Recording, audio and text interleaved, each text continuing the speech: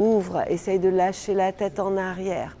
Respire. Apprendre avant d'enseigner. Ces étudiants en activité physique adaptée et santé s'exercent au rudiment de la danse verticale. Pas facile de s'abandonner dans un baudrier, pourtant c'est bien eux qui vont ensuite initier 4 para-athlètes au mouvement suspendu. Ces étudiants se destinent à ce métier d'accompagnement de personnes d'un public empêché à travers les activités physiques.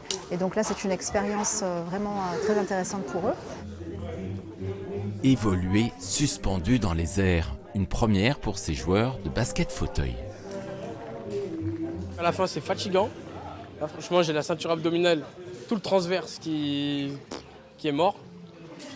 Mais ça va, c'était pas mal. Franchement, c'est cool d'être en l'air, comme ça, de pouvoir bouger, machin. T'as pas la gravité qui te ramène toujours au sol, qui t'empêche de faire certaines choses.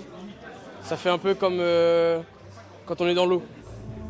Des sourires et des conseils entre les étudiants et ces para-athlètes, le lien se tisse rapidement. Est-ce que tu arrives à te mettre sur le côté? Tu sais comme elle s'est mise... Ouais, trop cool.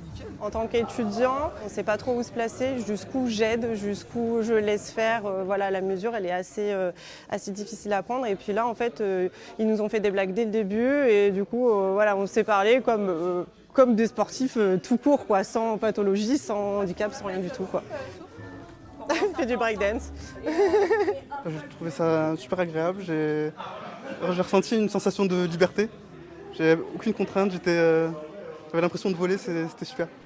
Pas sûr que Sofiane et ses amis se mettent à la danse. En tout cas, ce type d'atelier permet de démontrer que bon nombre d'activités, si elles sont bien encadrées, peuvent être accessibles à tous.